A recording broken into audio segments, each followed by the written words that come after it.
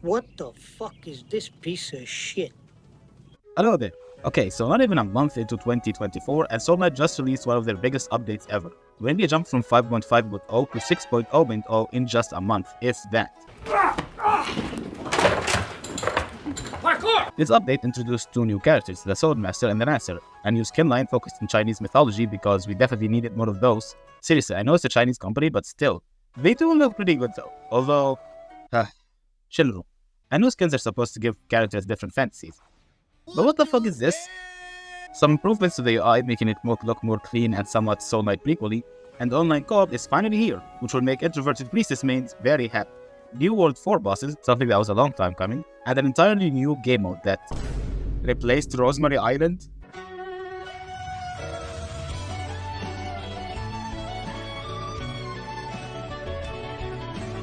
Well, that's a pastime mode I'll never get back. Hopefully the new mode will be just as fun.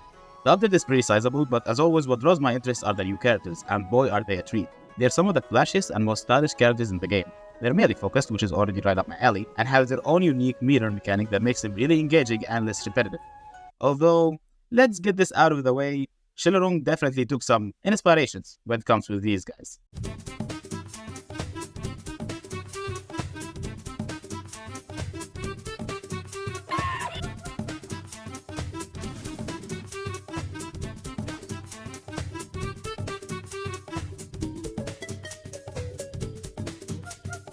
That being said, turning Soulknight into offline League of Legends? Hell yeah, I'm in.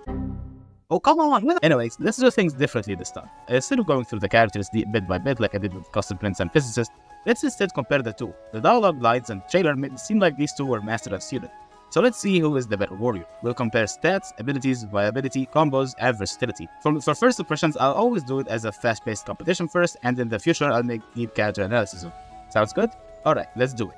On the right, we have the Master of all Blades, the Unseen Sword of the Night, the new main of Time Travel Ninja mains, and definitely not Walmart Ribbon, the Swordmaster. And on the left, we have the sharpest of the Spearmaster, the one that Lancelot wishes he could be, and definitely not the son of Yasuo and Zhenzhou, the Lancer. Let's first start with the stats. They both have 6 HP, but the Lancer does have 1 more armor point and 20 more energy, giving him a cleaner win here, right? Well, the interesting thing is that the Swordmaster actually has double the crit chance, at 10 compared to Lancer's 5. This makes her damage over time overall higher and thus has shorter fights. But Lancer also has 1 more melee damage at 5 compared to her 4. So will a single upside get priority over all 3? I wouldn't say so. Besides, we'll later see that Lancer tends to end fights much faster anyways. For now though, this round goes to Lancer.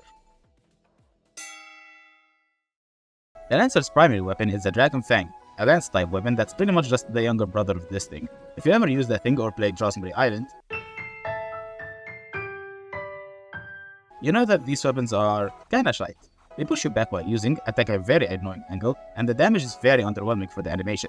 At least the Airbender has the advantage of the weapon not taking any space. But being used to use up a weapon slot for this thing is very much a waste. The Swordmaster's, on the other hand, is a bit of a flashy sword that has a funky animation and attack pattern. The catch is, if you charge it, it releases a ranged attack. The cool thing about this is that unlike the secondary mode of Highwest, there is pretty much no downtime between swinging and fully charging ranged shots. While her weapon is not the best in the game by any means, nothing is yet to knock this queen out of her throne, I think having a melee option with smooth ranged attacks beats Sir Pokes a lot over here. So this round goes to the Swordmaster. Ignore the meter for a bit and let's look at what their passives do. The Swordmaster gains movement speed and fills up your meter by 5 out of 30 every time she uses the skill. This alongside her iframes, which we'll be talking about later, make her one of the fastest and most evasive characters in the game. She definitely makes up for that 1 less armor point that the Lancer has over her. The movement speed lasts 2 seconds, so with enough cooldown reduction and a skill upgrade, she's incredibly fast. But sometimes, there's something to be said about brute force. The Lancer's passive is a buff obtainable between levels, allowing the Swordmaster that is exclusive. Every time you use the skill, you increase your damage by 10% for 5 seconds, stacking up to 50%. And the best part, using the skill again resets the 5 seconds, meaning, can you fucking imagine this ability on the Rover Airbender? Now don't get me wrong, any experienced player will tell you that speed triumphs damage, but up to 50% damage increase is kind of insane, especially with the fact that this skill can be used multiple times, meaning he can stack it reliably without cooldown reduction. I love speed, but 10-20% speed increase that is only usable with a Swordmaster compared to potentially 50% everlasting damage increase is basically nothing. The Lancer claims another round. Okay, now for the round that really matters, the skills. The skills have 2 parts, the normal skill and the empowered skill with the meter. We'll split them into 2 sections. Now, talking about the skills themselves, the Swordmaster dashes forward, becoming untargetable and performing a quick array of slashes. She has iframes during this. Attack the targets 3 times and reduces the cooldown. The Lancer, on the other hand, has 3 skills in one. When used, he leaps forward, dealing damage. You can then recast the skill to spin a Lancer around you, preventing damage like a melee weapon and dealing damage. And the final attack fires 3 projectiles mid-air. It's worth noting that you can cancel the spin early to release the projectiles, something that, let's be honest, you'll do by accident because you'll be spamming the skill enemies. Now, the skill of the Lancer is quite flashy, but it's pretty much just a worse variant of every melee attack due to the lack of iframes. Not only that, but the damage is somewhat underwhelming, especially the spin. It's great for the first world, sure, but its scaling is basically non-existent. Comparatively, the Swordmaster skill has infinite scaling since it's iframes, good in every situation. The ability to reduce the cooldown does wonders for her too, especially with how powerful she can become. She can pretty much spam that. The Lancers also has the downside of being a really long cooldown, all things considered. As much as I love how the Lancers look, iframes simply beat an array of melee strength, so the Swordmaster wins this one. Let's factor the meters, which we'll be talking about now. The meters are a new feature for these two characters and they both work as follows. The Swordmaster's meter is named Sword Intent. When you use the skill or hit an enemy 3 times, you gain 5 stacks. At 30 stacks, the next use of the skill is empowered with extra slashes and 3 powerful projectiles at the end. Look, it's definitely not forgiving, guys. Now the Lancer's meter is named Battle Will. When you attack enemies, you gain stacks. At maximum stacks, you use Thunder Lance. You get increased attack speed and empower all 3 abilities. The leap now stuns, the spin now applies electricity, and the slash deals more damage and applies the electricity as well. So basically they both get increased damage, but the Lancer's damage is definitely on top. In addition to the fact that it's on every attack compared to the Swordmaster's every skill used, meaning that he fills his meter a little bit faster. But he falls short thanks to one mechanic. His meter is activated on its own once you reach full stacks, unlike the Swordmaster that holds onto them till the next use of ability. That's the point end of them. Not controlling when you get the power up is a pretty substantial downside that brings the character down. Even though his damage is insane, remember that he has no iframes, simply a melee. And I don't think the randomness of the skill really does it much favors here. He has the Special Forces syndrome of having really good abilities, but he can't choose when to use them, which is a big problem, especially when one of them is his only defense. Since they both gain damage, but the Swordmaster gets to choose when to use that damage and also has iframes on it, I think I'll give that point to the Swordmaster again. Okay, versatility. This is the more hypothetical part of the video, but based on my experience, I'll try to give you all what I think their versatility will be. So the Swordmaster has the speed, a better primary weapon, and a more consistent meter mechanic, and iframes, meaning that she'd fit better with aggressive playstyles, either from long or close range, with the option of playing defensive with melee weapons for protection and saving her skill for last.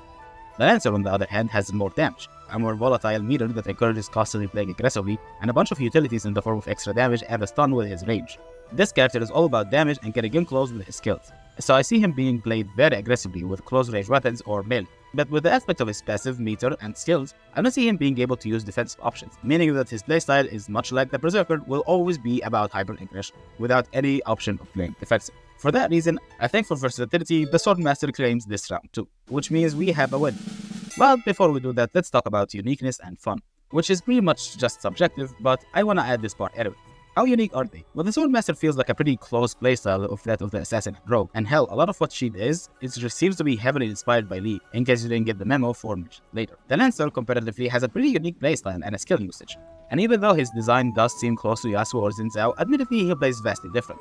Like he actually has a neutral game. How delightful. While I do think the Swordmaster is better overall, I do think that the Lancer is a little bit more unique, offers more to the table, and is actually a different playstyle rather than just feeling like the Rogue or the Assassin 2.0. I do see myself playing Lancer a little bit more. He's more unique and I love him, and as such he gets this point. That being said, yeah, the Swordmaster wins this one, but they're both pretty good. So those were the new characters. Now I haven't had the time to play the new mode yet, but that's because I'm still mourning the death of the Rosemary Island, so pardon my lagging. I really like Lancer and Swordmaster, and even though they are a bit power crept, I mean seriously, what the fuck? They are pretty fun and unique, and I hope to see more of these guys in the future. Thanks for watching, and special thanks to Zed for helping me with the footage. I changed my mind in the next video, so whoops, I'm gonna have to wait a bit longer, but it will be coming soon. I hope you like this new style of first impressions. I do want to do something a little bit faster, rather than just do deep character analysis of a character that just came out and might get changed. Consider liking the video for more content like this, and subscribing to the channel to see every new upload. Thanks again for watching, and see you next time.